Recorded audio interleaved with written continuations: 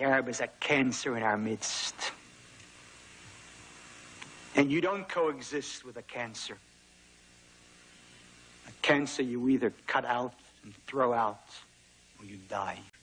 This was Meir Kahane, an American rabbi who, as late as 1971, decided to move to Israel to cut out the Arabs who lived there. This man's life story is something else altogether. It's more thrilling than a novel, with a sex scandal, a suicide of a lover, fraud, spying for the FBI, secret acts of terrorism, and a 5-year prison sentence to round it up nicely. But that's not the story we're exploring today. I only brought him up to contrast him to another American rabbi, Rabbi Yaakov Shapiro, who too is controversial but for very different reasons. Rabbi Shapiro is, as you will see in the following interview, on the other side of the spectrum. He is controversial in certain circles because he directly challenges Zionism itself, which he views as the root cause of contemporary Jewish suffering. It's not hard to imagine that it does not make him any friends when he argues that the very concept of a Jewish nationality is an absurdity, or that Zionism burns Jews as fuel. The theme at the center of our discussion is the Zionist propaganda and how to counter it right at its very core.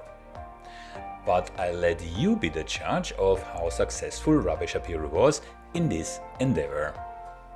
If the viciousness of his critics is anything to go by, then what the rabbi says must be quite a threat to those who defend the Zionist project, which, when you think about it, virtually burns Jews as fuel, so that's not just a figure of speech.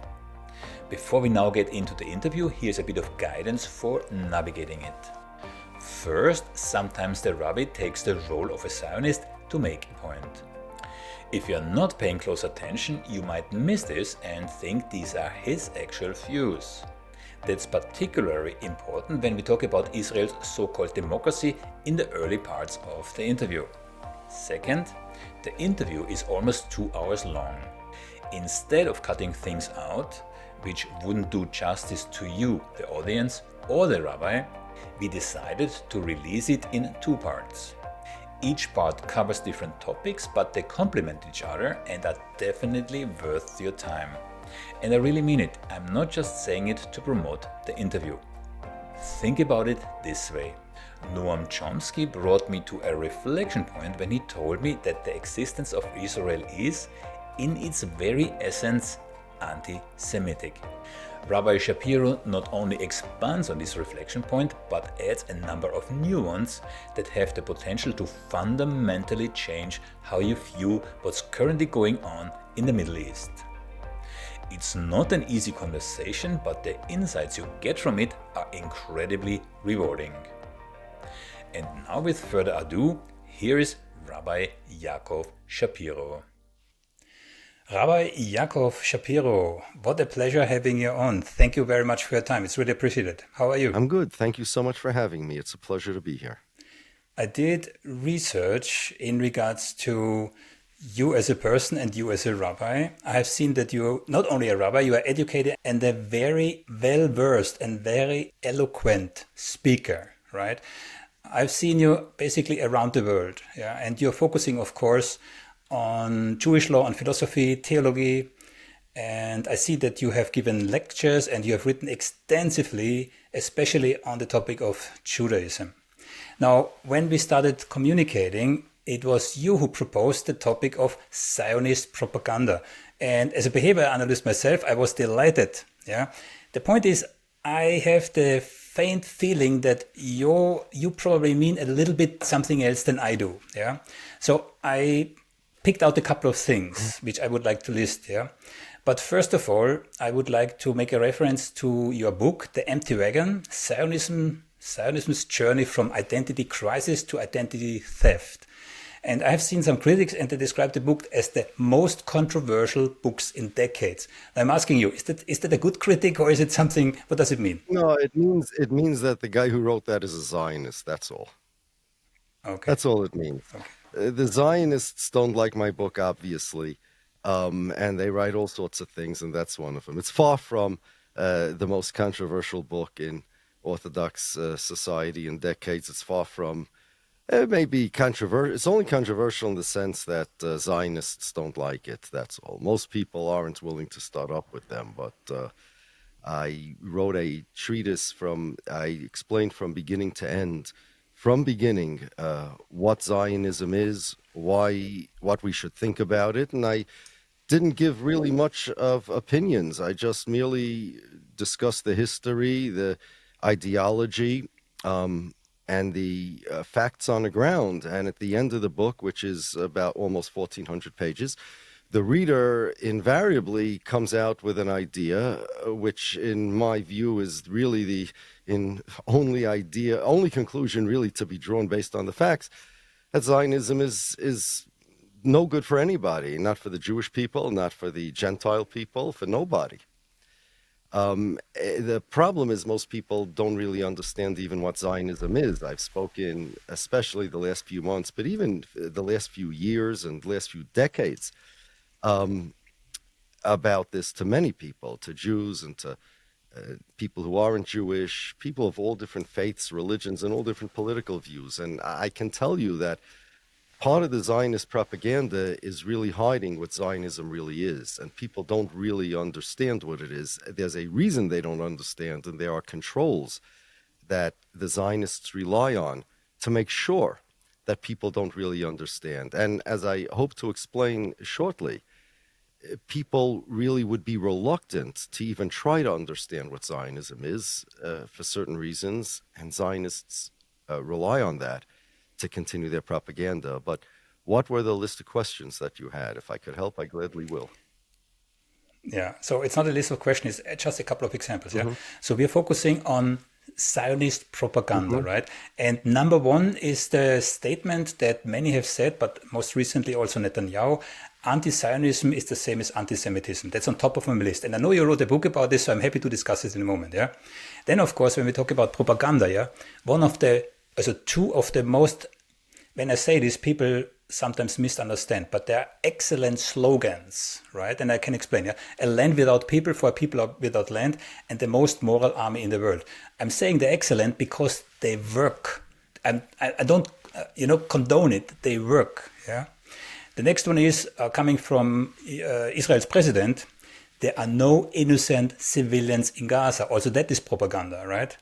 Then we have the 40 babies, from October 7, yeah, which reminded me right away on the babies in Iraq, in Kuwait. Apparently the Iraqi army was supposed to have thrown them out of the incubators. Later we knew it's a PR agency that came up with the story, right? Then a very interesting one comes also from Netanyahu, who said, and this a couple of years ago, I found the video by accident actually. He said that basically the Palestinians are responsible for the Holocaust. The Mufti of Jerusalem, Al-Husseini, went to Hitler, and Hitler actually only wanted to dispel, get rid of the Jews. But it was Husseini who persuaded Hitler to, I was really amazed when I heard that, yeah. And then a last example, Nikki Haley, my favorite presidential candidate, she said that Putin organized October 7, and the proof is a very simple one: it's his birthday. Oh, so those are a couple of examples of propaganda that I fished out in preparation to this conversation. Okay, I actually wrote a long chapter about Netanyahu's claim about the Mufti. Let's go to the first thing you mentioned, because the way Israeli propaganda works is that it's all based on presuppositions which are based on other presuppositions. You mentioned that anti-Zionism is anti-Semitism. Okay. Why do they say anti-Zionism is anti-Semitism? Why? If you're asking me, I'm asking you. And then I'll. Yeah. So for me, that's very simple. They preempt any legitimate criticism against the state of Israel. Right. That's what they want you to think, and that is true. But that's only as a byproduct of their actual motive. I have over here a book written by Benjamin Netanyahu. It's called "A Place Among the Nations." He explains over here on page 88 why he believes anti-Zionism is anti-Semitism. And from his belief, from what he writes, we will be able to discern his motives. Here's what he says. It's a mysterious statement. I'm not anti-Semitic, I'm just anti-Zionist, quote, is the equivalent of saying, quote, I'm not anti-American, I just think the United States shouldn't exist. To give you a little more information about that, I have here a website, from Israel's Ministry of Foreign Affairs. And here it's embassies.gov.il. That's Israel's embassy.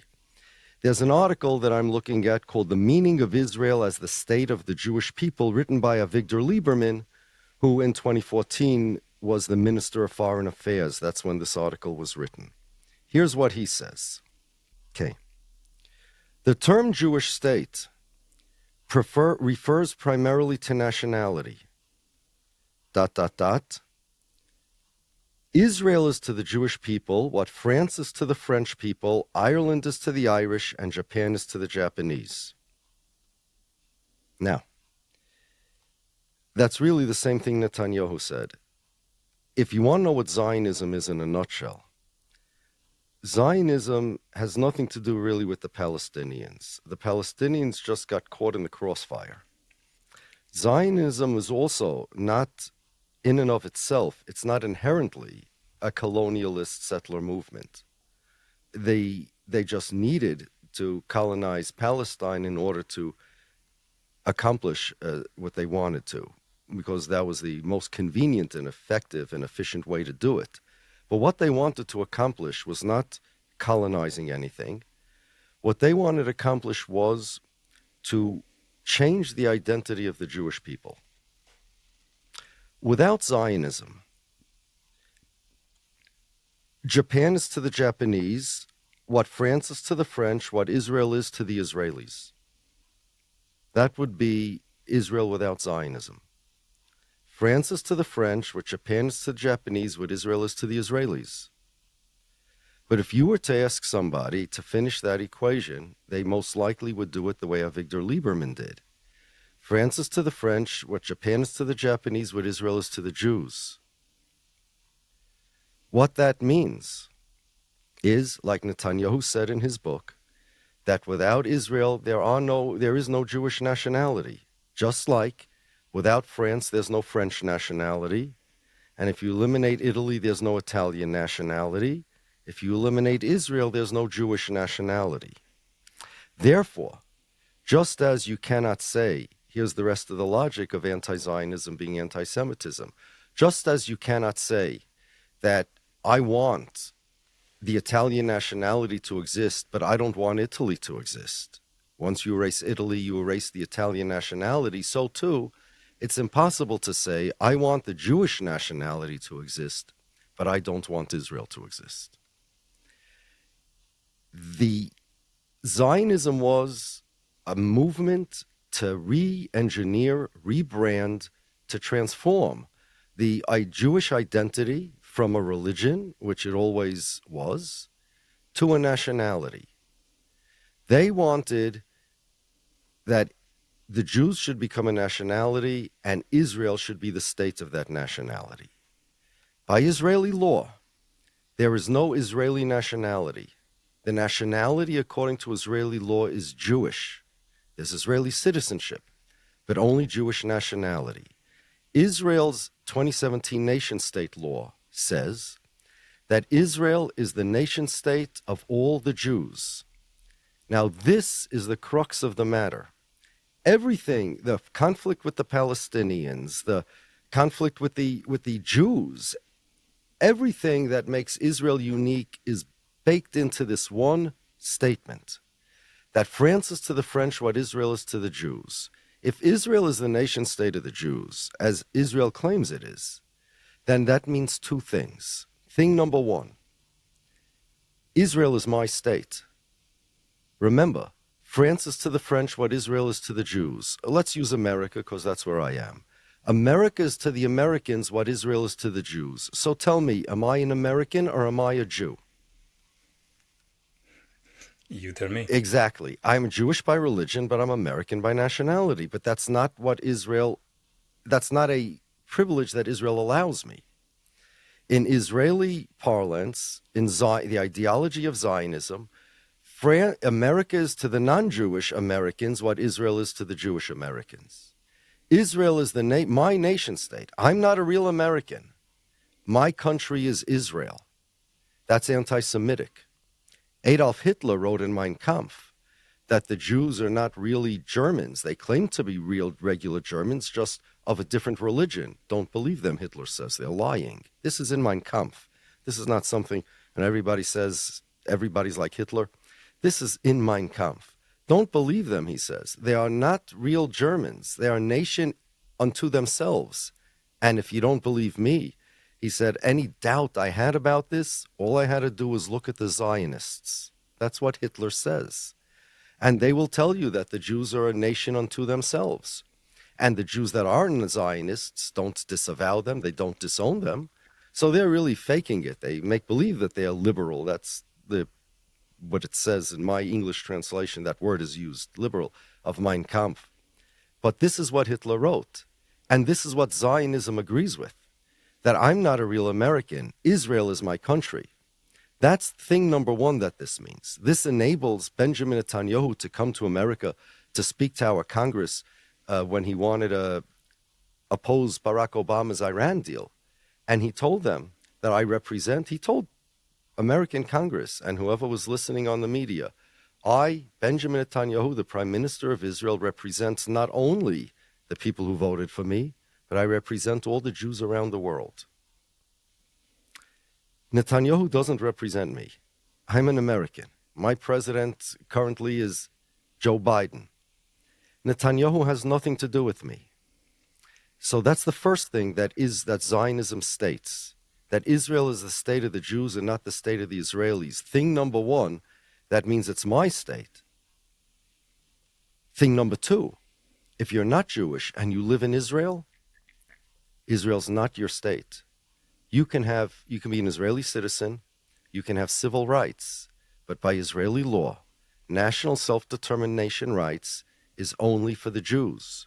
This means that if one day, let's say, the non-Jewish population of Israel would have a much higher birth rate, let's say, than the Jewish population, and they would be outnumbering the Jews, Israel is allowed by law to take steps to make sure that doesn't happen. Gerrymandering, whatever they can do, whatever they're allowed to do. Only Jews have national self-determination rights.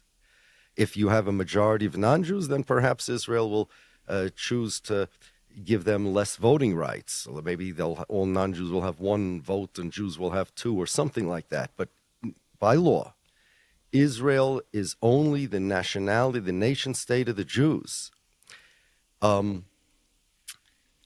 They had a Supreme case in Israel, a court case, regarding whether there should be an Israeli nationality. The court said no, there should not.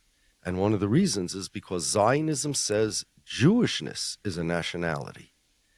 That's Zionism, and that's new. Before Zionism, the Jews are a religion. The definition of a Jew is somebody who is commanded to fulfill 613 commandments. Everybody else in the world who is not Jewish, according to the Jewish religion, is obligated to fulfill 7 Noahide laws. According to Judaism, the Jews became a people in a spiritual sense, and only in a spiritual sense, not a political sense, when God gave Moses the law on Mount Sinai. The Bible says, Hayom hazeh nihiyeh la'am, and that means, our tradition tells us today, on the day God gave the Jews the law, the Torah, our faith, our religion, we have become a people. We are united only by our Torah, by our religion, by our faith. We do not have a common land, language, or culture. Israel the Holy Land was always a holy land, but a Jew that lives outside of Israel is equally Jewish.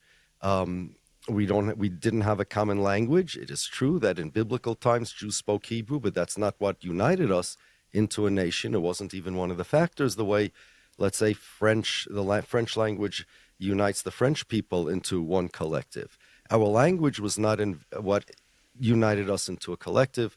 nor was the land. It was only the religion, nothing else. Today, Jews are members of all countries. We are members of all races. There are black Jews, there are white Jews, there are brown Jews. There are all sorts of ethnicities. There are Yemenite Jews who are certainly not of the same ethnicity as a German or Russian Jew. And we accept converts to our religion. Ivanka Trump, President Trump's daughter, is probably the most famous one today. And in Israel, you know, it's the only country in the world that claims to represent people to be the country of a population that never was its citizens, don't want to be its citizens, have nothing to do with it. It's not even that I'm like an Italian American regarding Italy, where Italy no longer professes to be the Italian Americans' country. It's there's a nostalgia there. It's their antecedent, but it has nothing to do with Italy's and Italian Americans' loyalties. It's more than that. I'm not an Israeli American. My family's from Poland. My mother's side from England and Russia. I have nothing to do with Israel, yet Israel claims to be the country of many, many people. Majority of Jews do not live in Israel. A minority do. A majority of Jews live outside of Israel, yet Israel claims to be my country. There is no other country like that in the world. If I go to Italy and I become an Italian citizen and I live there and my children are Italian and they speak the Italian language and they imbibe Italian culture, maybe they fight in the Italian army and they fly Alitalia, they fly and they wave the Italian flag. Eventually, we're becoming Italians. The United States of America is less than 250 years old. Everybody came from somewhere, but we're Americans. In Israel, if you're not Jewish, you could come to Israel, become a citizen, and become a Zionist. You could speak the Hebrew language, the modern Hebrew language. You could be the most loyal Zionist and most biggest patriot to Israel. You could fight in the Israeli army, become a member of their Knesset and of their Supreme Court. And you can do that for generations, hundreds of years in theory. And yet, if you're not Jewish by religion, Israel is not your nation state. And the only way for it to become your nation state, if you were born not Jewish, is to convert with a religious conversion. Now, mind you, this country, Israel, is a completely secular country. They don't claim to be a religious country. They're certainly not a theocracy. They don't run according to the Jewish laws at all. And in fact, when they wrote their Declaration of Independence, they don't have a constitution. They refused, against the demands of Orthodox Jews, to at least put the name of God in their Declaration of Independence. Ben-Gurion said, no, we're not doing that. So that is what Israel is. And therefore, if you want to erase the state of Israel, you are erasing Jewish identity. That is the main propaganda that Israel created. It's a lie. It's not true. Israel is the country of the Israelis. Zionism says it's the country of the Jews. Everything else is downstream from there. Again, it cannot be overemphasized. Israel's the only country like this in the entire world. Italy represents the Italians, Italian Americans, people who no longer live in Italy. Italy, they have some prior connection to Italy. France represents the French. Israel represents the Israelis, but their smoke and mirrors, their propaganda, their lie says that they represent the Jews. To the extent that people believe that, Zionism is successful. To the extent that people don't believe that and they see through it, and they say, no, Israel, you're not the Jewish state. Israel, you're the state of the Israelis. Zionism collapses. That's what all of the entire conflict with the Palestinians, the entire conflict with everything, all of the things you mentioned and more are all dependent on this factor. Is Israel the state of the Jews or is Israel the state of the Israelis? Many people have said, everybody from John Kerry to Mayor Kahana, and no one's going to say Mayor Kahana is an anti-Zionist, that you cannot have a Jewish state and a democracy both in one place. And Israel needs to choose. Do you want it to be a democracy or do you want it to be a Jewish state? Jewish state means part of Israel's part of the reason Israeli propaganda succeeds is because people don't even realize what a Jewish state means. Jewish state means Israel's the nation state of the Jews. Jewish state means France is to the French what Israel's to the Jews. I'm not making this up. This is Israel's own website. This is Avigdor Lieberman. This is Benjamin Netanyahu. This is what Zionism officially says. This is the Supreme Court ruling that Zionism requires that there is no Israeli identity, only a Jewish identity, nationality. I'm sorry, there's an Israeli citizenship. There is no Israeli nationality, only a Jewish nationality. This is Zionism 101. Many people don't understand this. So they figure, okay, well, Zionist talking points. There are only one Jewish state and 25, 28 Arab states or Muslim states. Well, if you understand this, you realize that that's not true. There's not a single Muslim state in the world that claims to be a Muslim state in the sense that Israel claims to be a Jewish one, because there's not a single Muslim state that claims it's the state of all the Muslims. And there's no Arab state that claims to represent all the Arabs.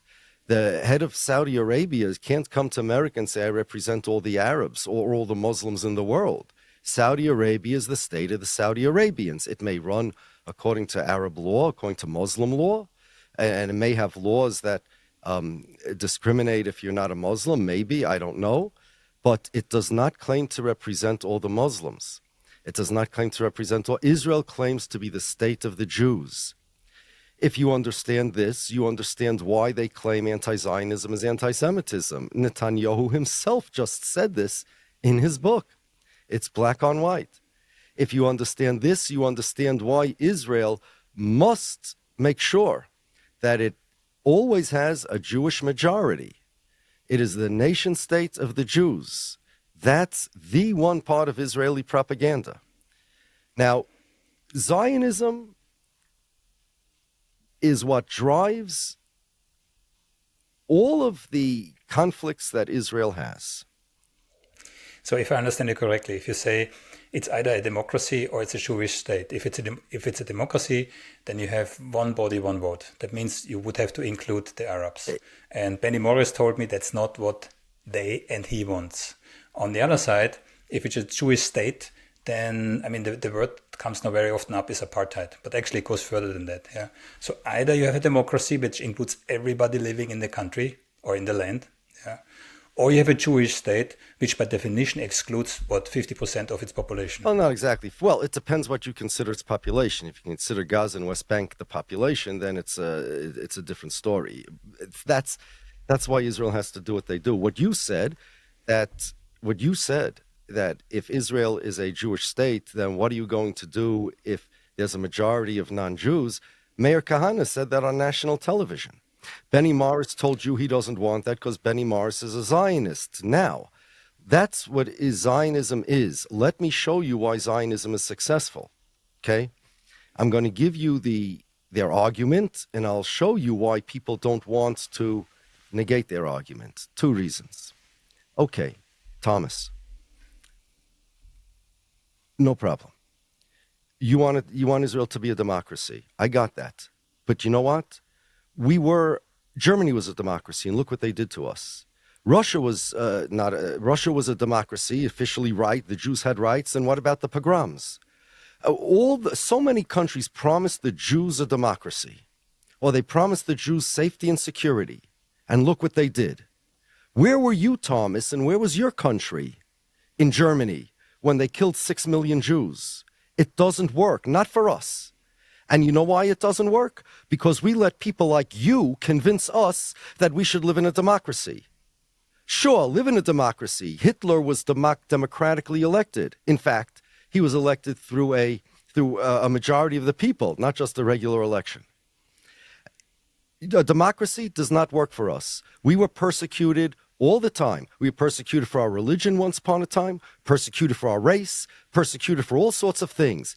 No problem. Self-defense and defense of others is a good defense for almost anything. You want the Jews to be defenseless. You want the Jews to be in the same situation that they were in Germany. They were loyal citizens living there for centuries. Okay? And then suddenly a democratically elected leader says, let's kill all of them. Let's go all over the world killing all the Jews. It doesn't work. So therefore, we must have a Jewish state, period. Secondly, aren't the Jews entitled to self-determination like anybody else? So At the cost of another people. Well, That's the question. okay, fine. But what about, okay, that's a good argument to that. But being that there was a Holocaust, tell me what we should do. Without the cost of tell me what I should do, Thomas. Tell me what I should do. Tell me what I as a Jew should do. Rabbi, I am in no position to tell you or anybody what to Bingo. do. Yeah? But what bingo, you see, remember I said at the beginning of the conversation you're going to be reluctant to get involved, to even oppose the ideology? What did you just say? Far be it from me to tell you Jews what to do. Exactly. Number one, that's why nobody opposes this. Number two, you're going to get involved in the dispute between the Jews and the Zionists regarding the definition of a Jew, if it's a nationality, if it's not a nationality. You're not going to be involved in that either. So because you have no inclination to tell the Jews how to survive, and they need a survival, you have no inclination to tell them dismantle Israel, because that's the proposition that they have, Israel as a Jewish state. And you have no inclination, you have no alternative to them. A democracy, wonderful democracy. Germany was a democracy. France was a democracy. And look what happened to Dreyfus, the Enlightenment and the Emancipation. This was France. You remember the Dreyfus affair? Yeah, though that's what Theodore Herzl actually didn't. It's a myth, but never mind that. There was a Dreyfus affair, and it was anti-Semitic. So don't tell me about democracy. You're right. Israel could be, I'm playing devil's advocate now. Israel's either a Jewish state or a democracy. Democracy did not work for the Jews because of the same people telling us that Israel should be a democracy. So But isn't that difference? Sorry, isn't that difference between Jews living in other countries' democracy versus Jews living in their own country as democracy? But if there is a democracy in the Jews' country, and as you said, one person, one vote, then the Arabs, if they have a majority, if the Israelis are going to give citizenship to the Arabs in the West Bank and in Gaza, the way, let's say, America did to the Mexicans when they took 55% of their land, or when people who conquer a territory give the citizens in that territory citizenship of their country, then you're not going to have a Jewish state. In other words, to have a Jewish state, you have to have controls to maintain a Jewish majority. Otherwise, it's not a Jewish state, or it could be voted out. Germany could have been a Jewish state. What do you mean their own? A democracy is not their own. Listen to your question says Jews living in a democracy in their own states. But remember, 2 minutes ago, we said you cannot have a Jewish state and a democracy together. So the whole concept of Jews living in their own state with a democracy is an oxymoron. You see, there's the issue. Now, the answer is number one, first of all. See, that's the issue over here. That's why, for these two reasons, because the world feels guilty, rightfully so, because nobody helped the Jews. There was a genocide, or an attempted genocide. You know those pictures. It's horrific. It's even worse. It's not only nobody helped, There were many countries who knew exactly what happens. They closed the door on purpose. In the Netherlands, where I'm living, in nowhere in the world were more Jews killed than in Amsterdam, in the city of Amsterdam. It was like 99%, right? So it's worse. Nobody helped. There were active participation. Right. So this, and so now who are they? Now the Zionists, the Israelis, have convinced the Jews. We tried that. We tried this democracy thing. We tried this not Jewish state thing. It didn't work. And now who are the people telling you that you should have a democracy? Who? The people in the Netherlands. Look what the Netherlands did. The people in Germany, the people in France, the British. Where were the British when the Jews wanted to come into the British mandate? They locked the doors on them, right? Okay, so that's number one. So number two, you're never going to want to get into this quagmire of, okay, the Zionists invented this idea of a Jewish nationality. This is the two reasons why Israeli propaganda is successful, and you will never convince Israel to be any different because of this. Now, the question is, and I want to go further, not only does Israel argue the way I argued, the Zionists, but they literally took the Holocaust and made it not only front and center of Jewish consciousness, but actually part of Jewish identity. Holocaust studies are all over every Jewish school, and the Zionists are trying to get into non-Jewish school. The problem is that the last chapter in those Holocaust studies is the state of Israel. It's the problem, the Holocaust, the solution, Israel. Kids go visit Auschwitz, and they come out with Israeli flags. And that's part of Holocaust studies, is Israel is the solution. In every town where there are Jews, there's a Holocaust memorial somewhere. There aren't yeshivas, Jewish schools in every town. Pew did a survey a number of years ago, asked Jews, what is essential to your Jewishness? The thing that most Jews answered that's essential to their Jewishness is remembering the Holocaust. Holocaust became part of their identity. It became part of their being Jewish. In fact, Jewish nationality doesn't make any sense. It itself is an absurdity. It's logically inconsistent because the Jews never had symptoms of a nationality. We had no flag, we had no national anthem, we had no common language. The Zionists created all this equipment for the Jews to gaslight them and convince them they're a nationality. And now there's a law of return that says if you're Jewish, you can come be a citizen of Israel. Now, if you're an atheist, let's say, and you're born Jewish, Israel still allows you to come under the law of return because Jewish is not a religion. You don't have to be religious, right? But what if you're a Christian? Did you ever hear of a Jew who's by nationality a Jew and by religion a Christian? These early Zionists or a Muslim, the early Zionists actually had a big disagreement about this. If Jewishness is not going to be a religion anymore, it's going to be a nationality or an ethnicity, then we could adopt any religion we want. And Israel Zangwill said, one of the early founding fathers of Zionism, that the Omar Mosque in Israel is going to be guarded by Jews who are Muslims and the Holy Sepulchre by Jews who are Christians. Yet, it's not really what the Zionists wanted. The Zionists wanted to change the Jews' personality. The reason they wanted a nationality is because they were anti-Semites. The original Zionists were anti-Semites. They hated the way the Jews were. And they attributed anti-Semitism to the Jewish personality. And they said in order to change the Jewish personality means they don't like wars. They don't like fighting. Jews never had war heroes. King David, to us, our religion is not the way he's depicted in the movies. He's not Ragnar Lothbrok on a horse with a yarmulke. King David is actually a saintly rabbi in our religion. And he only fought when God told him to fight. In the book of Psalms, which was written by King David, nowhere does he talk like normal warrior kings. I want to kill my enemies. I want to have their heads on a stake. No. Instead, the theme of Judaism, of the Jewish people, is in the Psalms of David. I'll say it in Hebrew, then I'll translate it.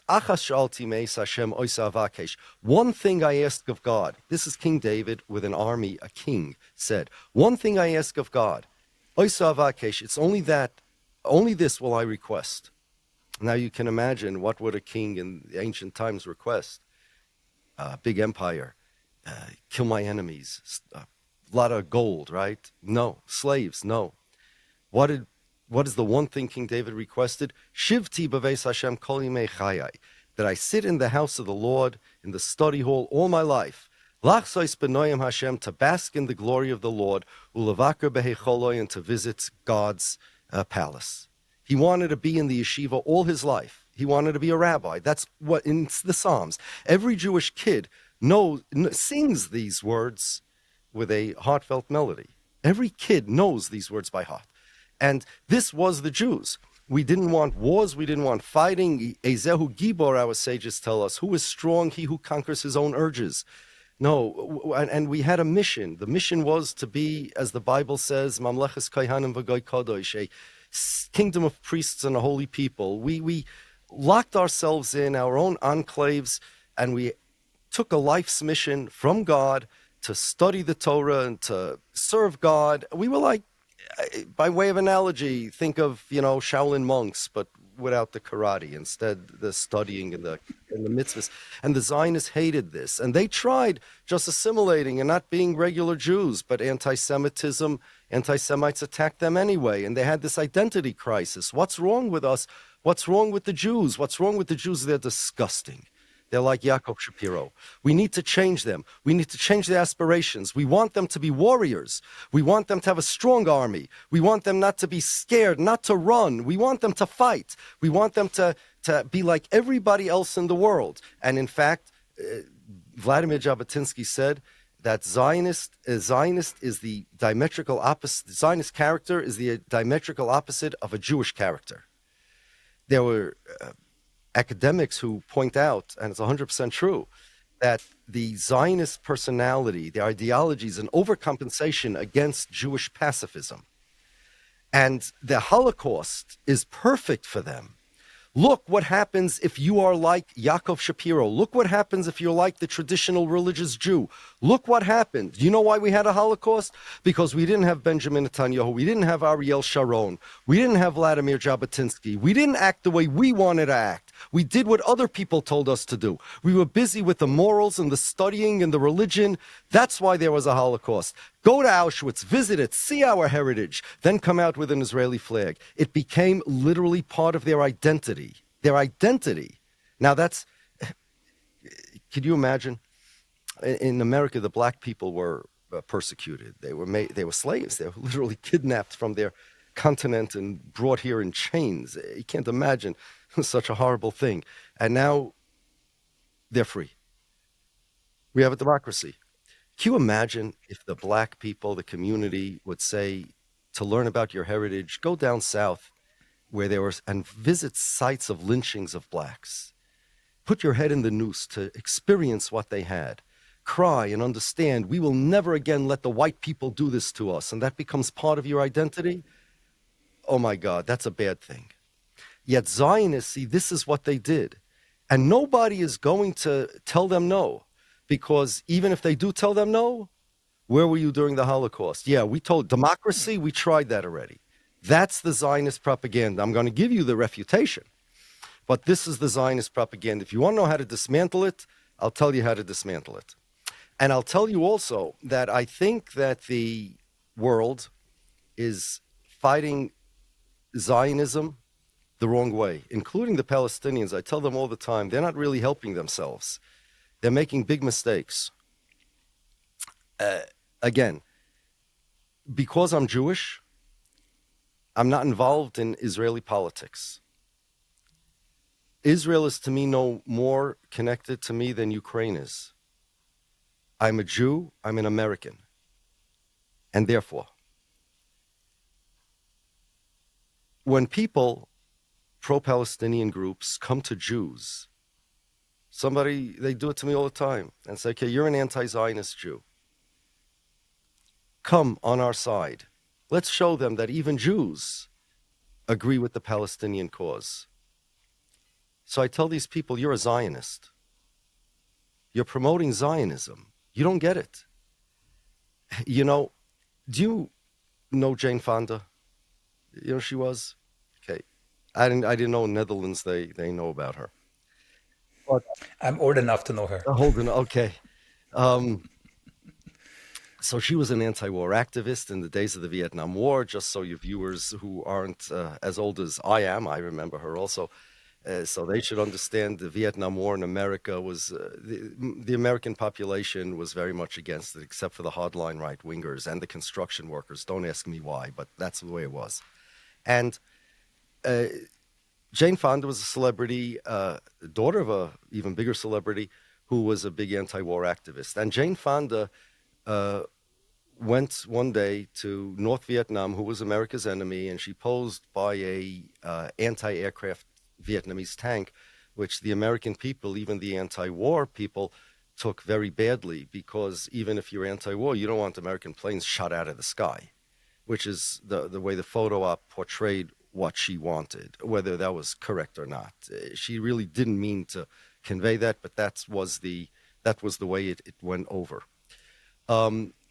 Now, when somebody like Jane Fonda protests on behalf of the North Vietnamese, that's very encouraging for the North Vietnamese and demoralizing for the Americans, because even an American agrees with the North Vietnamese, never mind the tank business, but just the idea that so when Palestinians come to Jews and they say, we want you to be on our side, they're looking for a Jane Fonda. And I understand that. In ancient times, armies used to put all the traitors in the front line, whoever they're fighting against, so that the enemy would be demoralized by seeing people from their country and the enemy. But here's the way Zionist propaganda succeeds.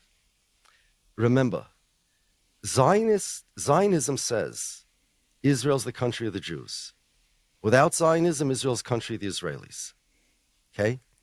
The conflict is between Israel and Palestinians, not between the Jews and Palestinians. And the Palestinians will tell you, we have, for the most part, we have nothing against the Jews. We don't like occupation, we don't like Israel. And the ones that say they don't like Jews, it's for the most part because Israel claims to be the Jewish state, and they believe them. And so, if you're looking for your Jane Fonda, the Palestinians, look for an Israeli and say, look, even an Israeli is on our side. But you come to a Jew. I have nothing to do with Israel, and I have nothing to do with you. We're Palestine. I'm not Israeli, I'm not Palestinian. I have nothing to do with Israel. That's breaking Zionism. I have nothing to do with Israel. I'm an American and I'm Jewish. Israel is not the country of the Jews. Israel's the country of the Israelis. So by you coming to me and say, look, even a Jew, and wanting me to join with you to say, look, even a Jew is on our side. What do you mean even a Jew? You should be saying even an Israeli. By saying even a Jew is on our side, you're implying that the conflict is between the Palestinians and the Jews, which means that Israel is the state of the Jews. Don't go to Jews and say, okay, you should be in, because you're a Jew, you need to take a side in this conflict. Don't do that. By doing that, you're implying that Israel is the state of the Jews, that the Jews are one of the combatants. It's Jews against Palestinians or Jews against Muslims. It's not. It's Israel and Palestinians. Any connection between Israel's conflict and world Jewry, any connection between Israel and world Jewry, any connection between Israel and the Jews, any connection between Israel and me is Zionism. I have no more to do with Israel than I have to do with China. And the more people understand that, the more Zionism is defeated. But the more people say, okay, you know what, Jews, that's very nice. We'll argue about that after the bombing of Gaza. In the meantime, come protest with us. Hello. First of all, there's no more reason why I should get involved in Israel-Palestine conflict any more than I should between, China and the Uyghur Muslims. Human rights issues are human rights issues. I agree with that. But I, as a Jew, as an American, yes, I have tax dollars there. I got that. As a human being, I got that. But as a Jew, I have no more reason to be involved with Israel versus Palestinians than I do China and the Uyghur Muslims. The more the world understands that, the weaker Zionism gets. The more the world thinks that Israel and the Jews are connected, the stronger Zionism gets. You understand? You understand what I'm trying to, what I'm saying over here? In the US, just recently, was it the Congress, right? With a vote of 311 to, I believe, 14 or 15, they decreed that anti-Zionism also equals anti-Semitism. Netanyahu and his whole crew, even in America, everybody repeats it. So it's very, very easy for vast parts of the population to fall in this trap. Not everybody is as educated as you are, right? Yes, well, even educated people need to be conscious of the propaganda. That's what we're talking about, the propaganda, not the history now. This is the propaganda. Every time I know that the Palestinians are happy about this, But every time they showcase Jews and say, look, even Jews are on our side, they are strengthening Zionism. And because the bottom line conflict is a result of the fact that you have to choose either a Jewish state or a democracy, the more you connect American Jews with Israel, the more you are declaring to the world it's a Jewish state. So if it's a Jewish state, what do you want them to do? You want them not to be a Jewish state anymore? What do you want them to do? Here's what I tell, there are these left-wing anti-Zionist organizations, Jewish organizations, JVP and things like that. I submit that they are promoting Zionism. Here's why. It's not IVP, Israeli Voice for Peace. It's JVP, Jewish Voice for Peace. They're advertising themselves, even we Jews are on the Palestinian side. That's a problem. Because at the same time, you're saying that the Palestinians are right in this conflict. That's what the JVP claims. They're also declaring that they are constituents of Israel. And that's what gives them standing more than the average American. It's not AVP, American Voice for Peace. The reason why they feel they have special standing and their words are especially meaningful is because they're Jews in Israel. And the only way that makes sense is if you agree Israel's the state of the Jews. But if you agree Israel's the state of the Jews, that's the cause of the whole problem over here.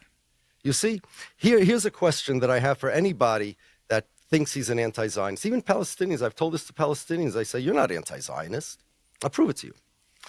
Let's say, one question, let's say that the Israel and the Palestinians would agree on a two-state solution, okay? Two-state solution. And they both agree. I'm not saying it's a good idea, but let's say they both agree, okay? And even let's say the Palestinians get 90% of the land and Israel gets 10% in the Negev desert. That's what they end up with. And let's say the Israelis are happy. They say, you know what?